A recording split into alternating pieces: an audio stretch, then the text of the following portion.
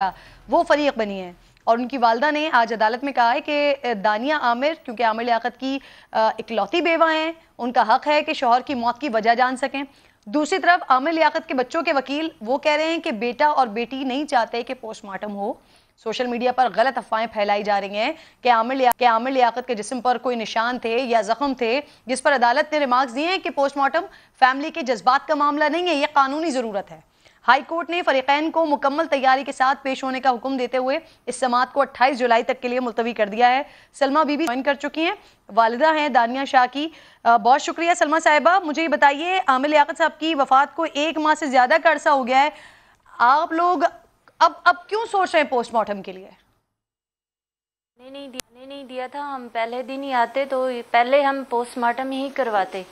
हमें हद से ज़्यादा थर्ड किया गया था और यहाँ धमकियाँ दी गई कि आप लोग इधर आएंगे तो आपको मार दिया जाएगा। अच्छा, आप लोगों को किसकी जानिब से धमकियाँ दी गई?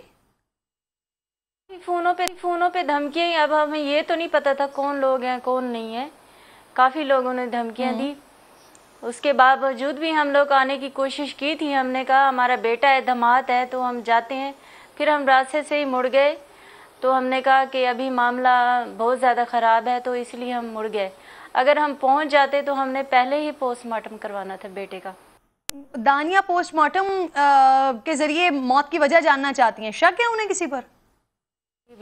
बिल्कुल शक है हमें, और सिंध हाई कोर्ट ने हमारी दरख्वास्त मंजूर कर ली है। इंशाल्लाह अल्लाह ताला हमारे साथ है, हम सच के साथ हैं, तो इंशाल्लाह कामयाबी होगी। किस पर शक है आप लोगों को? किस बात का शक है? क्या उन्हें कत्ल किया गया है, और अगर किया है तो किसने किया है? ये तो पुलिस करेगी तशवीश, और जो है वजूहात वो हम अदालत में बताएंगे, हमारे लॉयर बताएंगे। जिन पे शक है, जो भी है, जो भी कानूनी कार्रवाई है, हम कानून में बताएंगे। आपने आज सलमा साहिबा, आप लोगों ने आज अदालत में कहा कि क्योंकि दानिया साहिबा जो हैं वो इकलौती बेवा हैं और उनका हक है वो जाने कि आमिर लियाकत साहब की मौत कैसे हुई है, तो क्या मुस्तकबिल में आप लोग जायदाद वगैरह के हवाले से भी कोई दरखास्त वगैरह दायर कर सकते हैं, करने का इरादा रखते हैं? नहीं, हमने कभी नहीं कहा कि वो दानिया की जज़ात है। ये सब ऐसे बातें ही बोल रहे हैं। जो नसीब होता है, जो उसकी बेवा है, जो शरीयत है, जो कानून है, वो कानून जाने और शरीयत जाने। इस बारे में हम कुछ नहीं कहना चाहते। अभी हमने सिर्फ अपने बेटे के बारे में पता लगाना है कि इसका अपना मौत कैसे हुई इसकी। दानिया इकलौती बेवा हैं, तो उनके बच्चे, बेटे और बेटी, वो भी तो वारिस हैं ना, वो नहीं चाह रहे हैं अब उनका पोस्टमार्टम करवाना, तो आप लोग क्यों इसरार कर रहे हैं इतना? देखें, वर्सा है, बिल्कुल है। जब जिंदा थे तब ये वर्सा कहाँ गए थे, तब ये बच्चे कहाँ गए थे? दुनिया उन्हें ट्रोल कर रही थी, बेइज्जत कर रही थी, बल्कि बच्चे भी साथ मिल गए थे। बेटी भी, और बेटी की मंगनी हुई, बेटी ने अपनी मंगनी तक अपने बाप को नहीं बुलाया। तो आमिर बेटे का क्या कसूर था? क्या जुर्म उसने इतना बड़ा किया हुआ था कि बच्चों ने इतनी नफरत की, और मरने के बाद उन बच्चों को मोहब्बत हो गई है। ये सलमा साहिबा, आप उनके बच्चों पर, उनकी फैमिली पर इल्ज़ाम लगा रही हैं, जबकि जो उनकी साबिका अहलिया हैं, पहली उनकी जो अहलिया थी, वो ये कह रही हैं कि आमिर लियाकत साहब की जो मौत हुई है ना, वो डिप्रेशन की वजह से हुई है, और इस डिप्रेशन में पहुंचाने वाली जो है जिम्मेदार है वो आपकी बेटी हैं, तो उनके खिलाफ भी कार्रवाई हो सकती है। जाहिर है आप जानती हैं किसकी तरफ वो इशारा करेंगे, आपकी तरफ इशारा कर रही हैं। देखिए, हम अदालत में आ गए हैं। हमने ऐसा कोई गलत काम नहीं किया है जिससे हमें कोई परेशानी है। हम हर वक्त अलर्ट हैं, हम सच्चे हैं, अल्लाह ताला हमारे साथ है। इंशाल्लाह हम हर जवाब देने के लिए तैयार हैं। अदालत के अलावा आमिर लियाकत साहब की कब्र पर गए आप लोग? कराची में ही मौजूद है ना आप?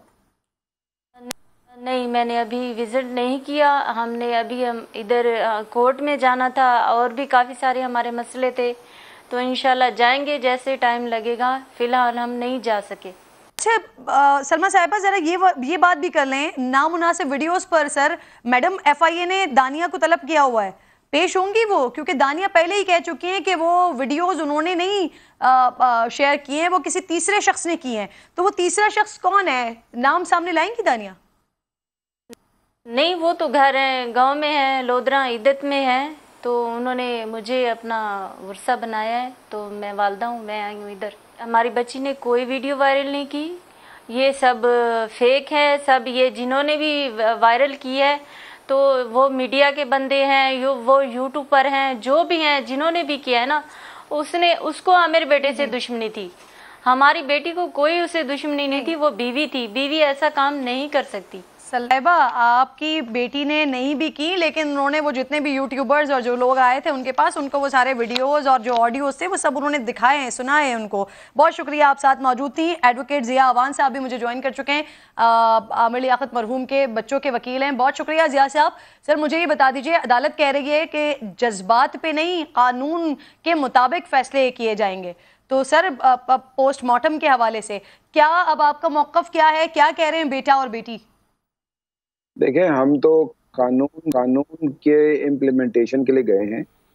बात ये, पहला तो मैं आपको बताऊं कि जो पोस्टमार्टम के हवाले से हमारी पिटीशन है जो मैंने एक दाखिल की है, मैं एक प्रोफेशनल वकील हूं, तो मैं तो सियासत नहीं जानता, ना ही मैं बाकी ये जो झूठ और सच को जानता हूं। मुझे ये पता है कि उन बच्चों ने जो है ना बहुत सफ़र किया है, और ये जो पिटीशन हमने दाखिल की थी, क्योंकि पहले ऐसा हुआ है कि मेडिको लीगल ने उनकी पूरी जो उनकी डेड बॉडी थी उसको एग्जामिन किया था, और एग्जामिन करने के बाद उन्होंने कहा कि इसके जिस्म पे कोई ऐसे निशान नहीं है जिससे ये कहा जा सके कि कोई इनको किसी ने कोई टॉर्चर किया है या किसी वजह से। और फिर होता ये है कि अगर कोई चीज खिला दी जाए या पिला दी जाए तो उनके मुंह से भी आपको पता है झाग या ऐसी चीजें आती हैं। तो ऐसा कुछ भी नहीं था। दानिया के खिलाफ कोई कार्रवाई करने जा रहे हैं जिया साहब, क्योंकि इससे पहले भी बुशरा साहिबा ये कह चुकी थी कि जो लोग आमिर लियाकत को जिन्होंने डिप्रेशन की हालत में और यहाँ तक पहुंचाया है उनके खिलाफ कार्रवाई की जा सकती है। तो आप लोग उनके खिलाफ कार्रवाई का सोच रहे हैं? पहले भी बात करने के बाद कुछ हुआ नहीं था। वो तो कार्रवाई अभी होनी है। उनके बच्चे ये कह रहे हैं कि हमारे वालिद की मौत की जिम्मेदार वो वीडियोज हैं जो रिलीज की गई हैं, और उस वक्त जो है अभी देखें ना, अब वो जो कह रही हैं कि ये जो है वो इद्दत में है। उन्होंने तो डिवोर्स का केस दाखिल किया हुआ था भावलपुर में, और उसकी मौत के बाद उसको विड्रॉ किया है, और उसमें जिस तरह के इल्जामात हैं उस जो केस उन्होंने खुला का दाखिल किया है, और ये सारे प्रॉपर्टी के चक्कर है। एक्चुअली प्रॉपर्टी की वजह से सारी चीजें हो रही हैं। अभी ये जो साइबर क्राइम के केसेस हैं वो अभी पेंडिंग है, और वो भी चलने हैं, जो कि फैमिली कह रही है कि हम इसको दाखिल करेंगे, और हम कोर्ट में जो गए हैं इस पे यानी आप लोग कार्रवाई करने जा रहे हैं। एक और बात भी दानिया कह रही है, 25 करोड़ रुपए थे आमिर लियाकत साहब के पास, 3-4 दिन पहले मिले थे उनको। इसकी कोई इत्तला है आपके पास? ये इनको पता, देखें ये तो उनको पता होगा कि 25 करोड़ का, क्योंकि ये उनसे राब्ते में थे, और जो उनका बैंक अकाउंट बता रहा है वो ये है कि रेगुलरली वो पैसे ट्रांसफर कर रहे थे दानिया को। इवन जो उनकी मिसेज ने मुझे बताया, एक्स मिसेज ने बताया, बच्चों ने, उन्होंने कहा कि एक महीने में 30 लाख रुपए भी ट्रांसफर हुए हैं दानिया को।